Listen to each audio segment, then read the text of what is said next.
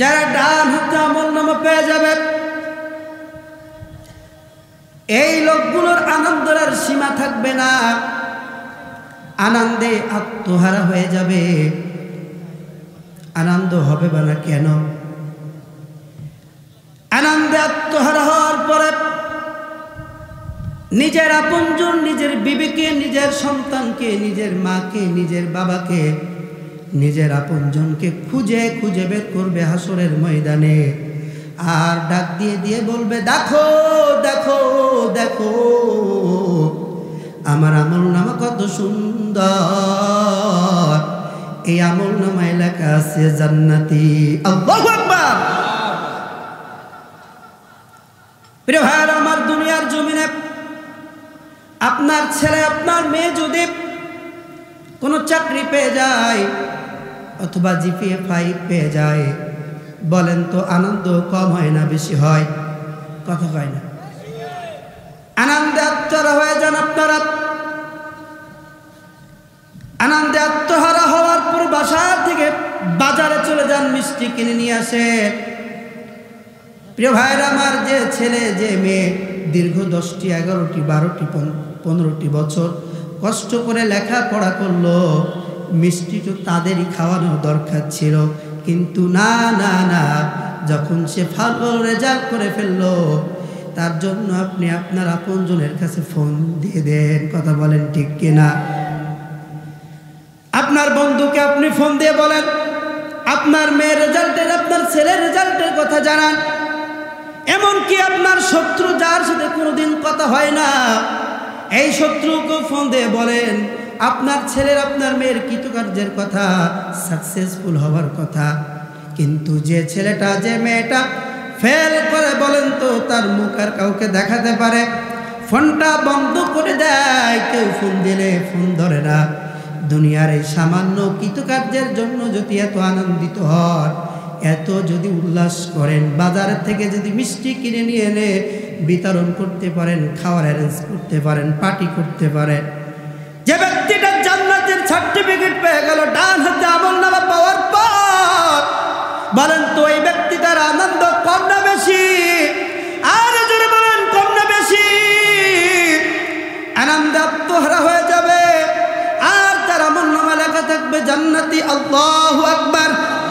তুমি আসমানে থাকো প্রভু, আমি জমিনে।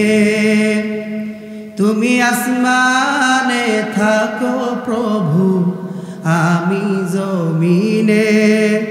তবু তোমারি প্রেম জমে হৃদয় গহীনে। আমি তোমারি গোলাম গো, অন্য কারো না।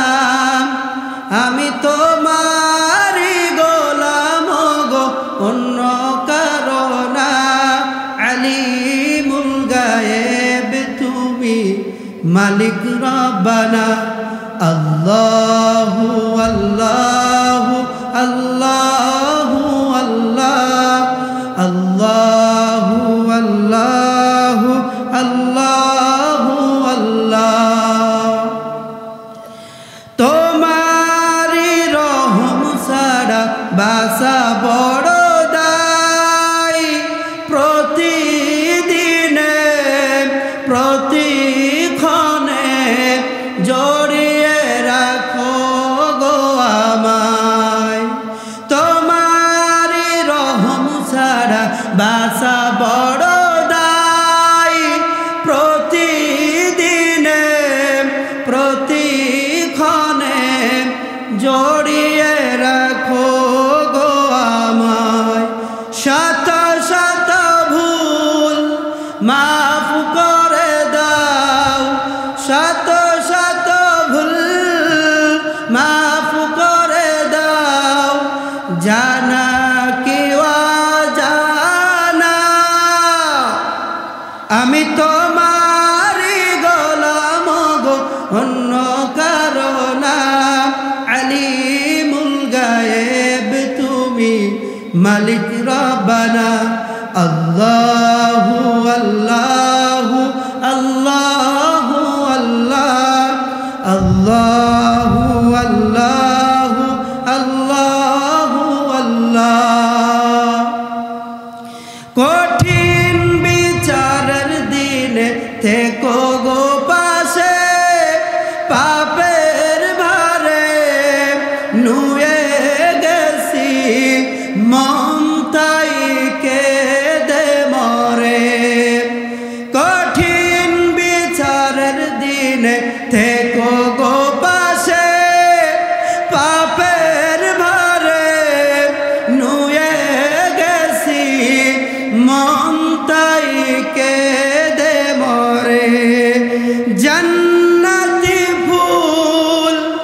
দিও গো আমায় জান্নাতি ফুল দিও গো আমায় আগুনে ফেলে দিও না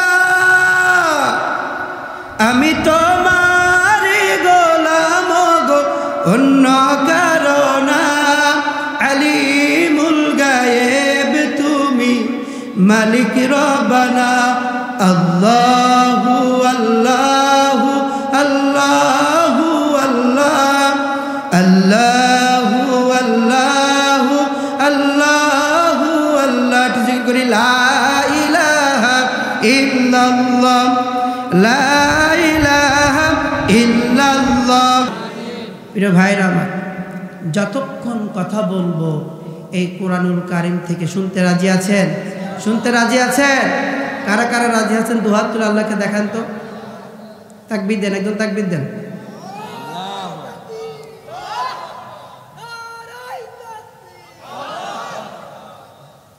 আলহামদুলিল্লাহ বলে।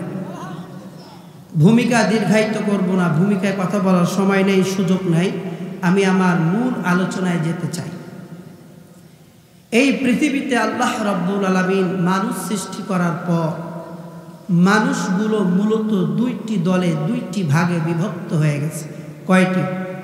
কথা বলতে হবে। যদি আপনারা কবরস্থানের মতো নীরবতা পালন করেন, বলেন তো কবরস্থানে হজ করা যায়? আজ পর্যন্ত যারা কবরে সালাম দিয়েছেন কোনোদিন উত্তর পাইছে না? এখানটা তো কবরস্থান না, এটা জান্নাতের বাগান। সবাই মধ্যে মুজাহিদের মতো, খালিদ বিন ওয়ালিদের মতো, ওমরের মতো, আল্লাহর নবীর সেই জুলফিকার তরবারির উপাধিকারী সেই আলীর মতো হুঙ্কার দিয়ে কথা বলবেন। কথা বলেন ঠিক কিনা? মুসলমানদের আওয়াজ হবে বীরের মতো, কাপুরুষের মতো না। আজকে দেখবো কে কে মুসলমানিত্ব নিয়ে আজকে বাসায় যেতে পারে। সবাই উচ্চ স্বরে কথা বলবেন, বলেন ইনশাআল্লাহ। প্রিয় ভাইরা আমার, এই পৃথিবীতে আল্লাহ সুবহানাহু ওয়া তাআলা মানুষগুলো পাঠানোর পরে মানুষগুলো মূলত দুইটি দলে বিভক্ত হয়ে গেছে। কয়টি? জোরে বলে। একটি দল চলে গেছে আদম সফিউল্লাহর দলে, আরেকটি দল চলে গেছে ইবলিসের দলে। একটি দল চলে গেছে ইব্রাহিম নবী আলাইহিস সালাতু ওয়াস সালামের দলে, আরেকটি দল চলে গেছে নমরুদের দলে। একটি দল চলে গেছে মুসা আলাইহিস সালাতু ওয়াস সালামের দলে, আরেকটি দল চলে গেছে ফিরাউনের দলে। একটি দল চলে গেছে ইবলিসের দলে, একটি দল চলে গেছে আবু জেহেলের দলে, আরেকটি দল চলে গেছে নবী মুহাম্মদুর রাসূলুল্লাহ সাল্লাল্লাহু আলাইহি ওয়াসাল্লামের দলে। আমরা আল্লাহর দলে, আল্লাহর নবীর দলে, ইসলামের দলে থাকতে চাই মুসলমান। তারপরে থাকতে চাই কি চাই না? আল্লাহ পাক কবুল করুন, বলেন আমিন। দল যেমন দুইটা, পথ তেমন দুইটা, গন্তব্য দুইটা। আল্লাহ রাব্বুল আলামিন বলেন ফারিকুম ফিল জান্নাতি ওয়া ফারিকুম ফিস সাঈর।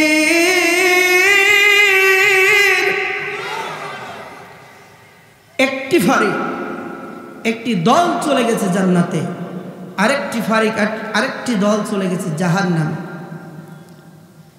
যে দলটি জান্নাতে চলে গেছে এই দলটি আমলনামা পাবে ডান হাতে। কোন হাতে? আর যে দলটি জাহান্নামে চলে গেছে ওই দলটি পাবে আমলনামা বাম হাতে। কোন হাতে? আমরা আমলনামা ডান হাতে পেতে চাই না বাম হাতে পেতে চাই? কারা কারা ডান হাতে পেতে চাই হাতটা উচ্চ করেন, নাড়ান। আমরা ডান হাতে পেতে চাই আমলনামা। আল্লাহ পাক আপনি কবুল করেন, বলেন আমিন। যারা ডান হাতে আমলনামা পেয়ে যাবে এই লোকগুলোর আনন্দের আর সীমা থাকবে না, আনন্দে আত্মহারা হয়ে যাবে। আনন্দ হবে না কেন? আনন্দে আত্মহারা হওয়ার পরে নিজের আপনজন, নিজের বিবিকে, নিজের সন্তানকে, নিজের মাকে, নিজের বাবাকে, নিজের আপনজনকে খুঁজে খুঁজে বের করবে হাসরের ময়দানে। আর ডাক দিয়ে দিয়ে বলবে দেখো দেখো দেখো আমার আমলনামা কত সুন্দর, এই আমলনামায় লেখা আছে জান্নাতি। আল্লাহু আকবার। প্রিয় ভাইরা আমার, দুনিয়ার জমিনে আপনার ছেলে আপনার মেয়ে যদি কোনো চাকরি পেয়ে যায় অথবা জিপিএ 5 পেয়ে যায়, বলেন তো আনন্দ কম হয় না বেশি হয়? কথা হয় না? আনন্দে আত্মহারা হয়ে যান আপনারা। আনন্দে আত্মহারা হওয়ার পর বাসা থেকে বাজারে চলে যান, মিষ্টি কিনে নিয়ে আসে। প্রিয় ভাইরা আমার, যে ছেলে যে মেয়ে দীর্ঘ 10টি 11টি 12টি 15টি বছর কষ্ট করে লেখাপড়া করলো, মিষ্টি তো তাদেরই খাওয়ানোর দরকার ছিল, কিন্তু না না না, যখন সে ভালো রেজাল্ট করে ফেললো তার জন্য আপনি আপনার আপনজনের কাছে ফোন দিয়ে দেন। কথা বলেন ঠিক কিনা? আপনার বন্ধুকে আপনি ফোন দিয়ে বলেন আপনার মেয়ের রেজাল্টের, আপনার ছেলের রেজাল্টের কথা জানান। এমনকি আপনার শত্রু যার সাথে কোনোদিন কথা হয় না, এই শত্রুকে ফোন দিয়ে বলেন আপনার ছেলের আপনার মেয়ের কৃতকার্যের কথা, সাকসেসফুল হওয়ার কথা। কিন্তু যে ছেলেটা যে মেয়েটা ফেল করে, বলেন তো তার মুখ আর কাউকে দেখাতে পারে? ফোনটা বন্ধ করে দেয়, কেউ ফোন দিলে ফোন ধরে না। দুনিয়ার এই সামান্য কৃতকার্যের জন্য যদি এত আনন্দিত হন, এত যদি উল্লাস করেন, বাজার থেকে যদি মিষ্টি কিনে নিয়ে এনে বিতরণ করতে পারেন, খাওয়ার অ্যারেঞ্জ করতে পারেন, পার্টি করতে পারেন, যে ব্যক্তিটা জান্নাতের সার্টিফিকেট পেয়ে গেল ডান হাতে আমলনামা পাওয়ার পর, বলেন তো এই ব্যক্তিটার আনন্দ কম না বেশি? আর যদি বলেন কম না বেশি? আনন্দে আত্মহারা হয়ে যাবে, আর তার আমলনামা লেখা থাকবে জান্নাতি। আল্লাহু আকবার। আর যে ব্যক্তিটা আমলনামা বাম হাতে পেয়ে যাবে, তার মনটা বড় খারাপ হয়ে যাবে। তাকে আল্লাহ বাম হাতে আমলনামা দেবেন। কি ওনাতে বাম হাতে আমলনামা দেওয়ার পর আল্লাহ ডাক দেবে, ইকরা কিতাবাকা কাফা বিনাফসিকা আল-ইয়াওমা আলাইকা হাসিবা। হে গোলাম, পড় পড়, তোর আমলনামা পড়। প্রিয় ভাইরা আমার, কিন্তু বাম হাতে আমলনামা যখন দেওয়া হবে, স্বাভাবিকভাবে দেওয়া হবে না। তাফসীর আর কিতাবে এসেছে, পেট ছিদ্র করে পিঠ থেকে হাড়টা বের করা হবে, এরপরে তার বাম হাতে আমলনামা দেওয়া হবে। আল্লাহ যখন আমলনামা পড়তে বলবে, বান্দা আল্লাহকে ডেকে ডেকে বলবে, ও মালিক, আপনি আমলনামা আমাকে পিছন দিকে দিয়েছেন, আমার চেহারা তো স্বপ্নের দিকে, কিভাবে আমি আমার আমলনামা পড়ব? আল্লাহ ফেরেশতাদের আদেশ দেবেন, অর্ডার করবেন, হ্যাঁ ফেরেশতার দল, আমার এই বান্দার ঘাটটা ধর এবং এমন জোরে একটা মোড়ানি দেব যেন তার চেহারাটা পিছন দিকে চলে যায়। বলেন নাউজুবিল্লাহ। বলেন তো আল্লাহর অনুমতি পাওয়ার পর কোন ফেরেশতা চুপ করে থাকে, কাজ করে না, এরকম কোন নজির আছে? ফেরেশতা তো শুধু আল্লাহর হুকুমের জন্য তৈরি। কথা বলেন ঠিক কিনা? হুকুম পাওয়ার পর আর সে একটা সেকেন্ডারি করবে না। যিনি আমলনামা বাম হাতে পেয়েছেন, তার 2 সাইড ধরে এমন জোরে একটা ঘোরানি দেবে, মুহূর্তের ভিতরে তার চেহারাটা পিছন দিকে চলে যাবে। নাউজুবিল্লাহ। কি ভয়ঙ্কর একটা অবস্থা, সিচুয়েশন তৈরি হয়ে যাবে। ওই কঠিন মুহূর্তে আল্লাহ ডাক দিয়ে বলবে, ইকরা কিতাবাকা কাফা বিনাফসিকাল ইয়াওমা আলাইকা হাসিবা। হে গোলাম, পড় পড় পড়, তোর আমলনামা পড়। আজকে তুই তোর আমলনামা নিজে পড়ার জন্য যথেষ্ট।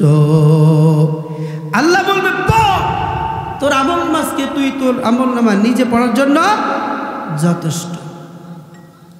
বান্দা আমলনামা পড়া শুরু করে দিবে। আমলনামা যখন পড়বে দেখবে, হাই হাই, এটা কেমন আমলনামা। ওয়ায়াকুলুনা ইয়া ওয়াইলাতানা মা লিহাযাল কিতাব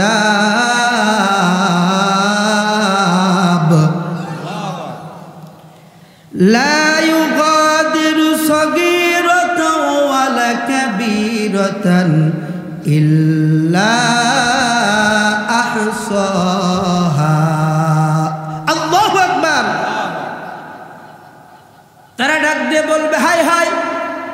এটা কেমন আমল নামা?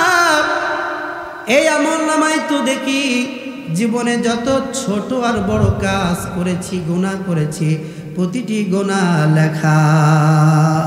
আমার ভাইরা,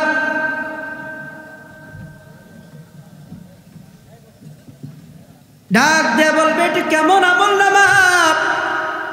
যে আমল নামা এমন কিছু লেখা থাকবে, জীবনে যত ছোট যত বড় অন্যায় করেছে লেখা থাকবে। রাতের অন্ধকারে যখন সবাই ঘুমায়েছিল, আপনি অন্যের ঘেরের মাছ চুরি করেছিলেন, অন্যের পুকুরের মাছ চুরি করেছিলেন, কেউ দেখে নাই, দেখেছিলেন কে? আওয়াজ দিয়ে বলেন কে? সেটাও লেখা থাকবে। আপনি মসজিদের প্রথম সারির মুসল্লি, কিন্তু আপনি যখন বর্ষা সমিতিতে 10 লক্ষ টাকা রেখেছিলেন, এলাকার কেউ জানতো না, জানতেন কে? আপনি যখন মানুষের কাছে 3-4 লক্ষ টাকা দিয়ে প্রতি মাসে মাসে অথবা প্রতি বছরে লাখে 10 থেকে 20,000 টাকা ইন্টারেস্ট খান, কেউ জানতো না, কিন্তু জানতেন কে? আপনি রাতের অন্ধকারে কত অন্যায় করেছেন। এ যুবক ভাই, কত বোনকে নিয়ে তুমি পার্কে রাত কাটাইছো, সময় কাটাইছো, কেউ জানতেন না, জানতেন কে? ওই দিন কিন্তু একেবারে HD কোয়ালিটির ভিডিওর মতো সব চোখের সামনে ধরা পড়বে। কথা বলেন ঠিক কিনা? এই দৃশ্য দেখে বান্দা এবার কৌশল করবে, বলবে আল্লাহ, এ আমল নামা আমার না, এ কাজ আমি করতে পারি না, আমি সুদ খাইতে পারি না, ঘুষ খাইতে পারি না, এই অন্যায় কাজ আমি করতে পারি না। হ্যাঁ, কৌশল করবে, আল্লাহকে ধোঁকা দিয়ে বোকা বানানোর চেষ্টা করবে। সম্ভব? কথা বল সম্ভব? ওয়া মাকারু ওয়া মাকারাল্লাহ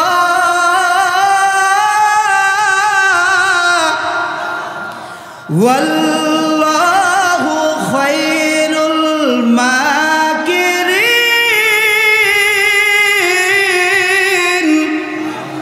আল্লাহ ডাক দিয়ে বলবে, গোলাম শোন, দুনিয়ার জমিনে আমাকে ধোঁকা দিয়েছিলাম, আমি ছাড় দিয়েছিলাম, ছেড়ে দেয় নাই। মনে করেছিলি কেউ জানবে না, কেউ বুঝবে না, কেউ দেখবে না, কিন্তু আমি 2 জন ফেরেশতা দিয়ে সব সংরক্ষণ করেছিলাম। আজকে আমাকে ধোঁকা দিয়ে বোকা বানাইতে পারবে না, কারণ আজকে আমি হলাম বিচারক আর তোরা হলো আজকে আসামি। কথা ঠিক কিনা? বান্দা যখন আর উপায়ন্ত না পাবে, তারপরে বান্দা বলবে না আল্লাহ, এ কাজ আমি করি না, এ কাজ আমি। আল্লাহ সাথে সাথে বলবে, তুই যদি এ কাজ না করে থাকিস, তার মুখে মোহর মেরে দেওয়া হবে, তার হাত সাক্ষ্য দেবে, পা কথা বলবে। আল ইয়াউমা নাখতিমু আলা আফওয়াহিহিম ওয়া তুকাল্লিমুনা আইদিহিম ওয়া তাশহাদু আরজুলুহুম বিমা কানু ইয়াকসিবুন।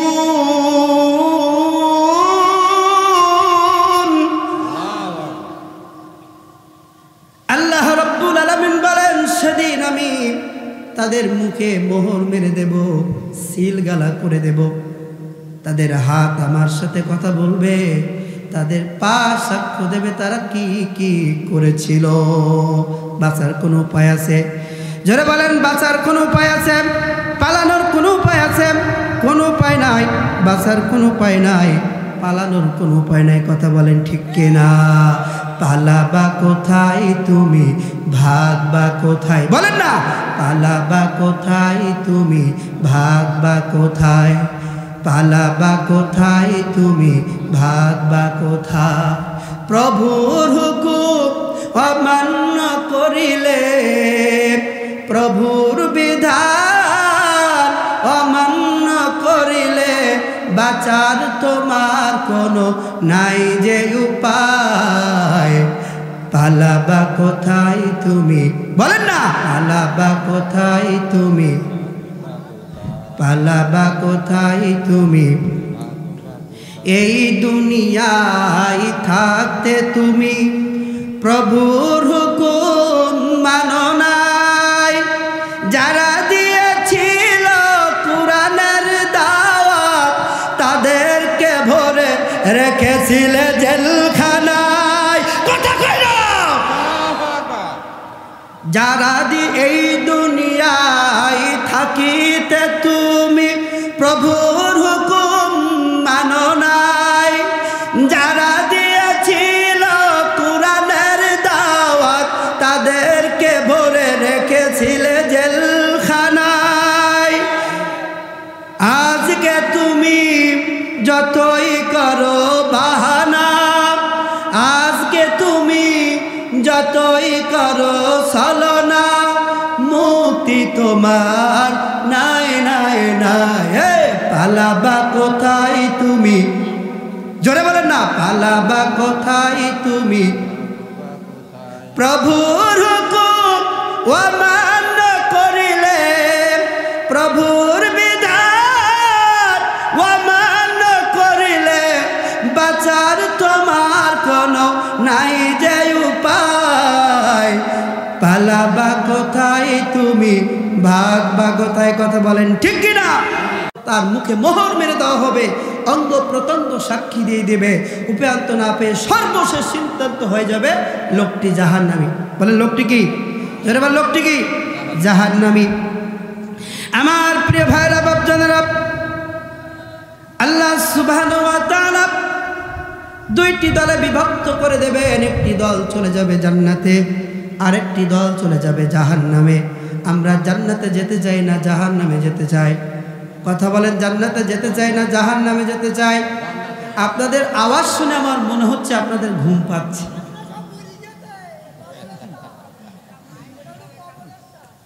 যদি কবরস্থান হয় তাহলে এ করে দে, কবর জিয়ারত করে দে নাকি? একটু কথা বলেন। আমি সেই ঢাকা থেকে এসেছি, কি ভালো লাগতেছে না আপনাদের? তাহলে শেষ করে দেয় আমি। তাহলে জান্নাতে যেতে চান না জাহান্নামে যেতে চান? আজকে আমাদের এই দুর্দশার কারণে, আজকে মুসলমানের হুঙ্কার না থাকার কারণে কাফের বেঈমানরা আমাদের ঘাড়ের উপর চেপে বসেছে। এক মুসলমান মার খায়, আর এক মুসলমান তামাশা দেখে। কথা বলেন ঠিক কিনা? বলে ও অপরাধ না করলে কি ওর মারতেছে? কথা কন না কেন? সারা পৃথিবীতে 200 কোটি মুসলমান, এই 200 কোটি যদি মুসলমান যদি মধ্যে মুজাহিদের মতো হুঙ্কার দিত, বাকি 600 কোটি কাফের বেঈমানরা পালানোর জায়গা পাইতো না। কথা বলেন ঠিক কিনা? অথচ আজকে মুসলমানের আওয়াজ নাই, সিংহের আওয়াজের পরিবর্তে আজকে বিলাইয়ের আওয়াজ হয়ে গেছে। আওয়াজ তুলতে হবে। আমার ভাইরা, দল কয়টি? একটি জান্নাতি, একটি জাহান্নামী। আল্লাহ সুবহানাহু ওয়া তাআলা যে দলটিকে জান্নাত দিয়ে দেবেন, ওই দলটি জান্নাতের ভিতরে প্রবেশ করবে। জান্নাতের ভিতরে কোনো কষ্ট নাই, কোনো অভাব নাই, কোনো অনাটন নাই, কোনো অশান্তি নাই। কথা বলেন ঠিক কিনা? আর জোরে বলেন ঠিক কিনা? জান্নাতের ভিতরে কোন বান্দা যখন আল্লাহর কাছে কিছু চাইবেন, আল্লাহ না করবেন না। চাইতে দেরি হবে, পাইতে দেরি হবে। জোরে বলেন হবে। পাইতে দেরি হবে না। আল্লাহ রাব্বুল আলামিনের কাছে জান্নাতীরা আবদার করে বলবে, মালিক, দুনিয়ার জমিনে একই সাথে বসবাস করতাম, আপনি আমাদেরকে দুনিয়ার জমিনে পাঠাইছিলেন। বড় মায়া করিয়া, দয়া করিয়া, আদর করিয়া জান্নাত দান করেছেন, জীবনের গুনাহগুলো মাফ করিয়া। আয় আল্লাহ তাআলা, যা জীবনে চাই নাই তাও দিয়েছেন। আজকে একটা মনের ভিতরে চাওয়া পাওয়া আপনার কাছে আমরা একটু চাই, আপনি আমাদের দেবেন। আল্লাহ বললেন, কি বান্দা বলো? বান্দা বলো, ওয়ালাকুম ফিহা মা তাশতাহি আনফুসুকুম ওয়ালাকুম ফিহা মা তাদউন।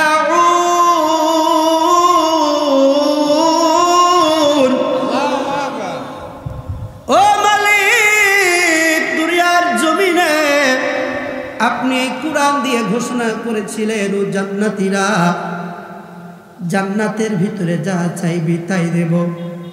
কারণ দুনিয়ার জমিনে থাকতে কত কষ্ট করেছিলি, বাবা ছাড়া, মা ছাড়া, বিবি ছাড়া, সন্তান ছাড়া, বাতিল গোষ্ঠী মিথ্যা মামলা দিয়েছিল, জেলখানায় পড়েছিলি। কত কষ্ট করেছিলি, শুধু তাই না, কেন জান্নাতে তোদেরকে দেব না? বাবা মারা গেছে, মা মারা গেছে, এমন অনেক ভাই আছে যারা জেলখানা থেকে বাবার মায়ের জানাজা পর্যন্ত পড়তে আসতে পারে না। কথা কয় না? আল্লাহ বলবে দুনিয়ার জমিনে আমার দিন কায়েমের জন্য, দিন প্রতিষ্ঠার জন্য এত কষ্ট করেছিলি, রাত নাই দিন নাই অক্লান্ত পরিশ্রম করেছিলি, আকিমুদ্দিন দুনিয়ার জমিনে দিন প্রতিষ্ঠা করার জন্য। এ বান্দা বল বল বল, আজকে তোর কি চাওয়া পাওয়া আমি রব পূরণ করে দেব। আল্লাহু আকবার। জান্নাতীরা ডাক দিয়ে বলবে মালিক, আজকে আমাদের মনের ভিতরে একটু জানতে চাই, এই জাহান্নাম, যে জাহান্নাম আপনি পাপীদেরকে দিয়েছেন, এই জাহান্নামের ভিতরে আপনি কাদেরকে দিয়েছেন, তাদের একটু আমার মন দেখতে চায়। আল্লাহ বলবে গোলাম, জানতে চেয়েছো, দেখতে চেয়েছো, যাও যাও, আমি আল্লাহ তোমাদেরকে সুযোগ করে দিলাম। জান্নাত এবং জাহান্নামীদের মাঝখানে একটা ওয়াল থাকবে, প্রাচীর থাকবে। আল্লাহ রাব্বুল আলামিন ওই প্রাচীরটা উঠাইয়া জান্নাত আর জাহান্নামীদেরকে মুখোমুখি করে দেখার সুযোগ করে দেবে। এই দুনিয়ার জমিনে আমার ভাই, আমার বাবা, আমার প্রতিবেশী যদি কেউ জেলখানায় বন্দী হয়ে যায়, বলেন তো দেখার সুযোগ আছে না নাই? অবশ্যই দেখার সুযোগ আছে। জেলার সাহেবের কাছে একটা অ্যাপ্লিকেশন করতে হয়, অনুমতি পাওয়ার পরে তারপরে জেলখানায় ঢুকতে হয়, কিন্তু পুরাপুরি দেখা যায় না। মাঝখান থেকে ওয়াল থাকে, দেয়াল থাকে, শিক দিয়ে বেড়া দেওয়া থাকে, কথা ঠিক কিনা? কিন্তু জান্নাতীরা যখন জাহান্নামীদেরকে দেখবে, কোনো ওয়াল থাকবে না, কোনো বেড়া থাকবে না। আমি আপনি যেরকম ফেস টু ফেস বসে আছি, আপনি আমার দিকে চেয়ে আছেন, আমি আপনাদের দিকে চেয়ে আছি, এরকম জান্নাতীরা জাহান্নামীদেরকে সরাসরি দেখবে। জান্নাতীরা জাহান্নামীদের দেখার পরে কারোর ফেস দেখে চিনে ফেলবে, ডাক দিয়ে বলবে, ওরে ভাই, তোমাকে তো দেখায় আমার ভাইয়ের মতো, তোমাকে তো দেখতে আমার কলিগের মতো, তোমাকে তো দেখতে দেখে আমার এলাকার নেতার মতো, তোমাকে তো দেখতে আমার সহযোগীর মতো, তোমাকে দেখতে তো আমার মনে হয় আমার প্রতিবেশীর মতো। ও ভাই, আল্লাহ আমার জীবনের গুনাহ মাফ করিয়া জান্নাত দান করেছে, আপনাকে কেন জাহান্নাম দিয়েছে একটু জানতে চাই। প্রিয় ভাইরা আমার, জান্নাতীরা যখন প্রশ্ন করবে জাহান্নামীদেরকে, জাহান্নামীরা কোন কোন কারণে জাহান্নামে গিয়েছিল তার সুন্দর বর্ণনা সূরা মুদ্দাসসিরের 40 থেকে 47 নম্বর আয়াতে আল্লাহ সুন্দর করে ঘোষণা করে দিয়েছেন। আল্লাহ রাব্বুল আলামিন বলেন, ফি জান্নাতি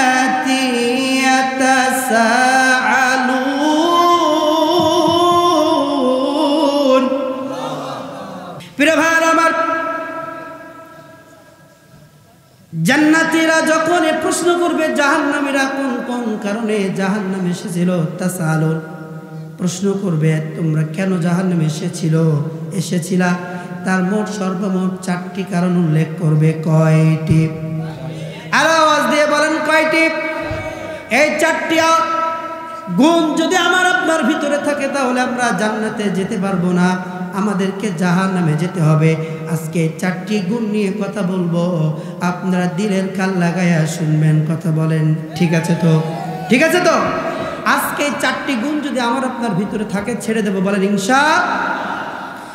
জাহান্নামীরা কোন কারণে জাহান্নামে এসেছিল? প্রথম কারণ উল্লেখ করবে, ক্বালু লাম নাকু মিনাল মুসাল্লিন।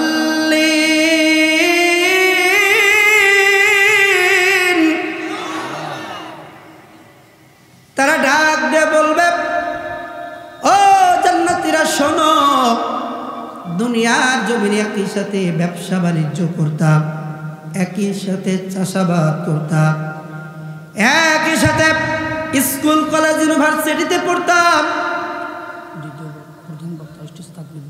জি, প্রধান বক্তার আগমন, প্রধান বক্তার আগমন। লিল্লাহি তাকবীর, আল্লাহু আকবার। প্রধান বক্তার আগমন। নারায়ে তাকবীর। দিন ইসলাম, দিন ইসলাম। আল কোরআন, আল কোরআন। কোরআন হাদিসের আলম। আমার ভাইরা, তারা ডাক দিয়ে বলবে, এ দুনিয়ার জমিনে একই সাথে থাকতাম, স্কুল কলেজ ইউনিভার্সিটিতে পড়তাম, একই সাথে চাষাবাদ করতাম, একই সাথে ঘের করতাম, কিন্তু যখন মসজিদে আজান হয়ে যেত তুমি সব কর্ম ফালিয়া রাখিয়া মসজিদে চলে যেতে, আর আমি বসে থাকতাম, আমি দুনিয়ার জমিনে নামাজ পড়তাম না। আসসালামু আলাইকুম ওয়া রাহমাতুল্লাহ।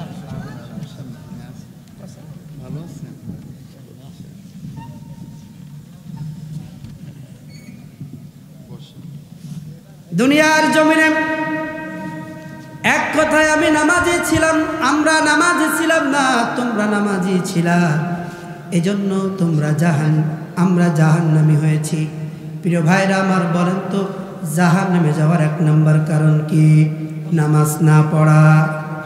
আমি যে হাদিসটা তেলাওয়াত করেছি, আল্লাহর নবী বলেন, ইন্নামা মাউদিউস সালাতি মিনাদ-দ্বীন কা মাউদিউর রাসি মিনাল জাসাদ।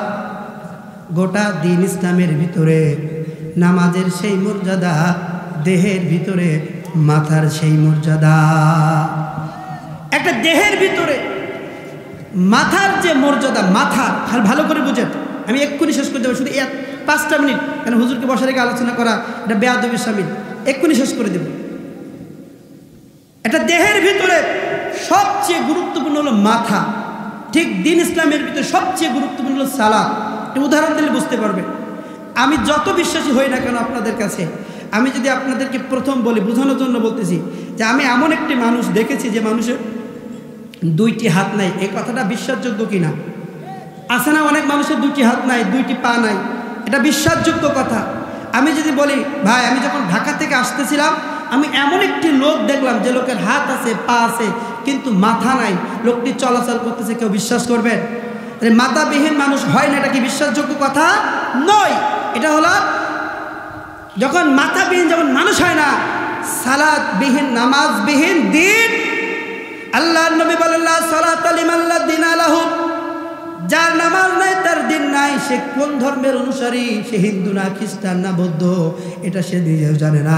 এজন্য যার নামাজ নাই তার কোনো দিন নাই। কথা ঠিক কিনা? অথচ আমরা আজকে মুসলমান দাবি করি।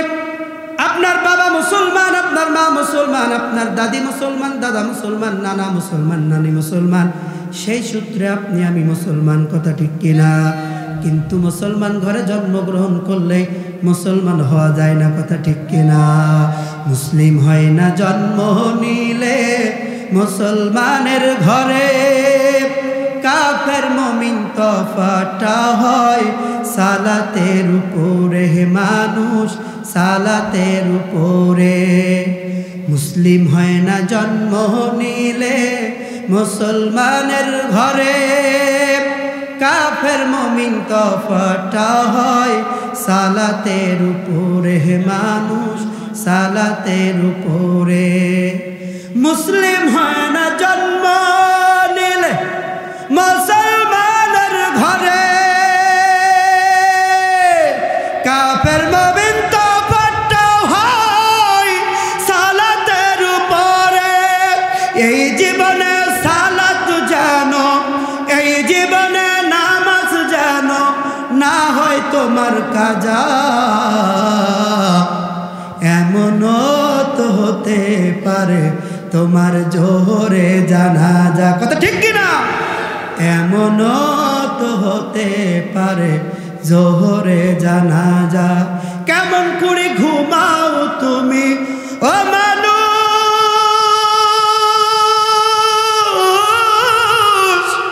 কেমন করে ঘুমাও তুমি ফজর করে কাজা। এমনও তো হতে পারে তোমার জোহরে জানাজা কথা ঠিক কিনা বেনামাজির লাশ কবরে রাখিবে যখন মাটির চাপাই বুকের পাজর ভাঙবে রে তখন মানুষ ভাঙবে রে তখন বেনামাজির লাশ কবরে রাখিবে যখন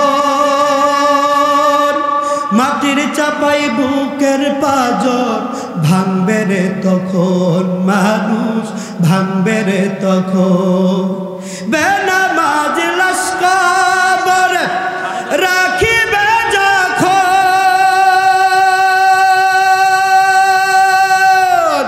মাটির চাপাই বুকের পাজর ভাঙবে রে তখন ওরে বিষাক্ত ওই সাপের সবর বিষাক্ত ওই সাপের সবর বেনামাজির সাজা